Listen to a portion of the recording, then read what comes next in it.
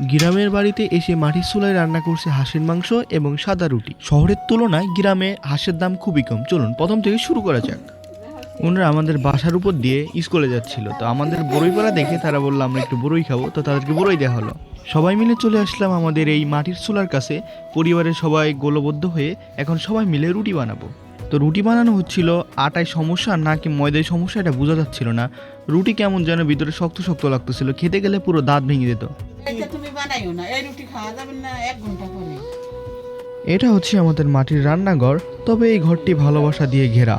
হাঁসের মাংস রান্না শেষ, আমি নিয়ে চলে আসলাম, কারণ হাঁসের মাংস আর রুটি খাওয়ার মজাই আলাদা। এই যে আম্মা রুটি সেকে সেকে দিচ্ছে, চুলার উপর থেকে গরম রুটি আমি সরাসরি প্লেটে নিচ্ছি, তারপর আমার পেটে চালান করে দিচ্ছি। তবে আপনাদের একটা কথা বলি, নতুন হলে বন্ধুরা সাবস্ক্রাইব করে দিও। এইসবের মাঝেও আমাদের এই বিল্লি সাহেব রাগ করে আছে। রাগ ভেঙে উত্তর নিয়েছে সে।